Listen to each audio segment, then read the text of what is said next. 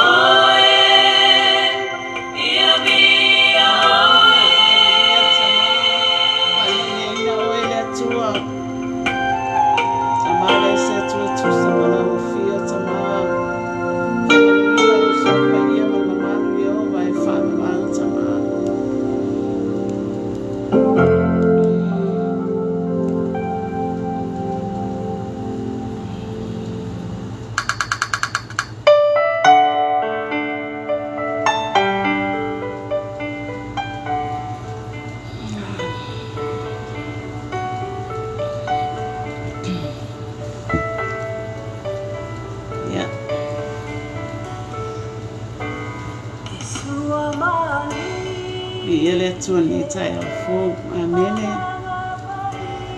ya na lava le msa na fo ile fa papale amene yete tuna wa manuia fo le loto ile pese fale ana fo ile fa mo mari vi ingo le tuani tai amene yeso fo amene ya ile tato wo fo ile tato fa so le tai ya ngomo foi tato boile tua se tato talo amene le tua mato tamapa ia sila fia mele langi lo no fuali mamalu la fana le tai mato mai foi fa so tu fala upu tama ai mato talo atama ia o fio le mana la fa una ina ia ilunga ya tai mato fa wa lo fa la fana ia mato faia lava tamale nei fasoa a olo ia ile mana o walofa ia mato ina ia fa pena na manuia le alwato la upu ina ia fa pena na fa manuia ina ni loto a walo malo madelangi fa tama fa manuia fa no monongo la fa na ni yaso ai tele matele lava tama so vi ina fo yatu la fia ona yeso. Amen.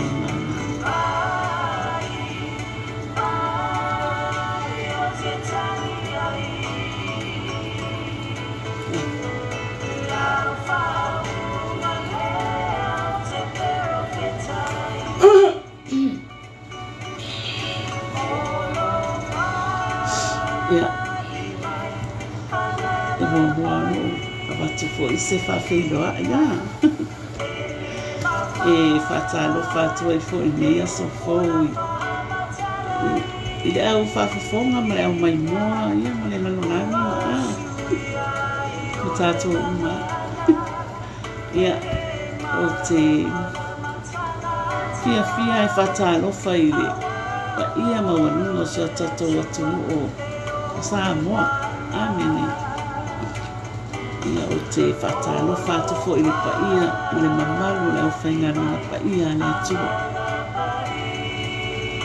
fatalo fa ia la leo fa le na umala lo fa pena ma au na fo ia le ofenga na pa ia na tu ma uso o tu ngani ngalo ma fa na ia lo fa pena na tu la wanga le upoleo lai iluma wala leo fali ananga o te fata lo fatu ya te uma o te fia fata lo fali ananga fatu tuorti no perisa amene ya o te fata lo fatu fo le sunga i fafia ngaina le sunga faton ya mai preta manufatua ya sama no falo ya mesole kanisia lo fapenana na lue fo il fa fiangana ma fatua e mamma fa male malo ona ia tua mo finalo fa tai fia leli kami tele le tua ya te fata lo fatwai ya te utong umalawa ile suwa fama malo o Yesu Kristo tatu ni ifaona ya mita yao me malis tanto ia foi Yesu fo ia foi na abatu se upu me fiona le tua e fa pena foi na pama o nunga rivi inga o le li amen ia nga fo i faima mataiala fo i mo tatou nei aso amen i fe au fo unanga luela tute mawhaiva nei aso ia fa pena fo i na batu se upu me le fionga le tua ia e fai fo i maoso tatou nei aso amen o le tatou tusi fai tau o le salamo se furuvani o lona fai upu mua o le tolu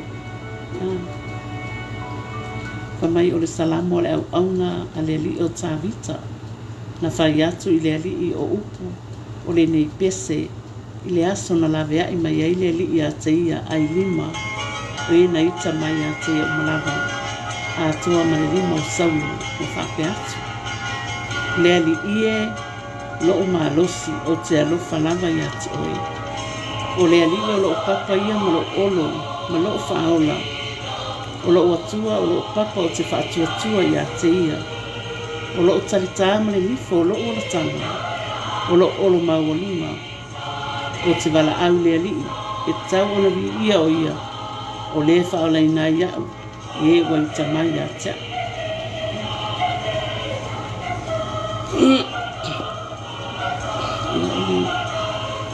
o le upuna le atua o le tusina mana tua fo ia o tavita o le tupu e sili ona lata lona loto i le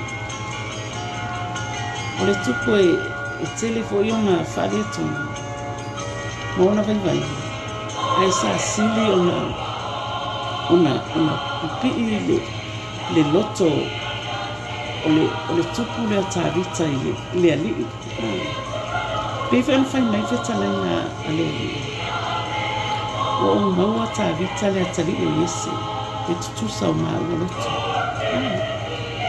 o le tupu e tele ona vaivainga mo na whaale tonu a o le tupu e mawhai e ia ona loto mawalano ma whaato ese i le atua i ona whaale tonu mo ona sise amen o le tupu e loa loto mawalano e loa whaato ese ma wha mawalano i lona ari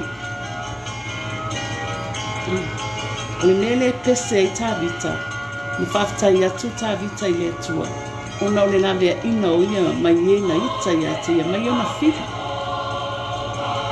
amen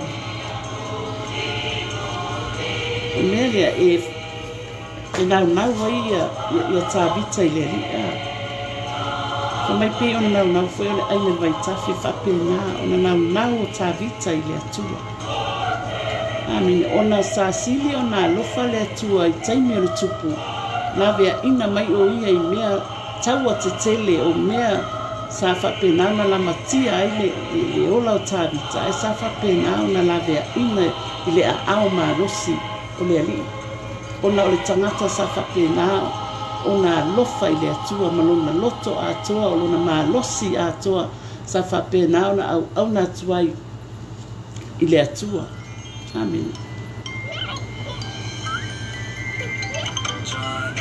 mai o te wala au atu mai tavita o te wala au atu ona tali mai lea o ia amen e tele i o tusi ata i le tupu lea o salamo foi salamo o tavita o le salamo i viviki e lona loto o le salamo whaafetai o le pese ai tavita amen ona o le tangata e nau lona loto i le alii o le tangata ua maafuta lona loto i le atua e whapenana sila mai foi fufonga o tamā i lana au ona e silafia tamā o le loto le nei au onga.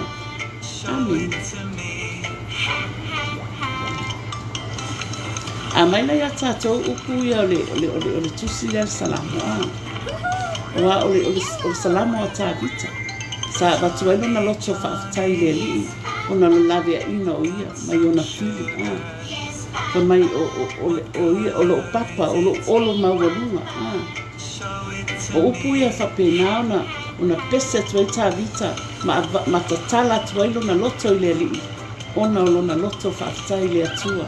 Le lawe ina o ia mai ona fili i le a au maalosi o le atua. Amen. Pena ma mai tae au le nei ma upu ia o le pese a tāwita. Ia, o lea wa ngā mo tātou taimi. Amen. Ia mai lui ai fo ia tātou tangata. A whai o lae i lawe ina o e le atua mai le tele o ni whawhitai. E te tau ona e whape atu. Ia vi ia oe le atua. A wade o lawe ina mai oe i lea whaalawe lawe me lea whaalawe lawe. O le ase mea o sa tupu i ati oe. A u whapenau na lawe ina oe le atua. E tau ana ona e avatu le whawhitai. Amen. I lea li ona whaatasi mai, malona alofa mai. Malona lawe ina mai o i tātou. Amen.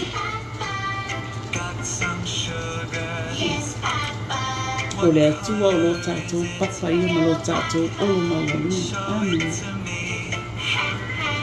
E nei fo i aso ma le tātou a ngai atu fo i. O le a whia ngai fo i tātou ma te au mga luenga ni aso. Ia te tono o tātou a ina. Te tono o whawhenga luenga. No fuanga whai tele o le a whapena fo i ona. O atua ni aso. Ia. O le atua o lo tātou o lo mawalunga. Amen. O ia o le papa o le tātou o le tanga. E le se atua tusa mai. O le atua mai vavau e o le whawawau. Amen. A whaila e o tātou ma. Ma tau ave le suafa o lo tātou atua. E le pime au na whapena na lawe ina i tātou na au. Whaatasi mai o ia mo i tātou i taimi uma, aso uma. E whapena na lofa mai e le atua ia i tātou. Ia. O le tātou whaasoa fo ina i e tai au. Ia pei tātou o le tupu o tāwita le ngā futa i le atua. Amen. O tāwita o le tupu tau taua. Tele lona alofu sa whapenao na au aunga ma whamaunu. I lona atua. O mea whaina. E alofa i le atua i a tāwita o le tupu sa whapenao na. Tu atoa atu lona loto o lona malos i le atua e au auna i le atua whapena whai tātou. A whai wa whai i le atua se mele lei mo tātou. Le whapena au tātou alolofa i le atua. Watu umo tātou malosi o le tātou atamai whaongafu i le leile le atamai ma le poto mai le atua i whaatino ai o tātou tiuti i le ali. Amen.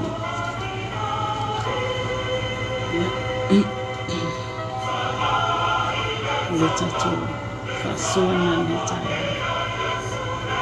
Tawi nā lufa le atua e whaamatala loto na whinangana. Ia whapena ana tue whalau tele le atua na upu i o tō loto.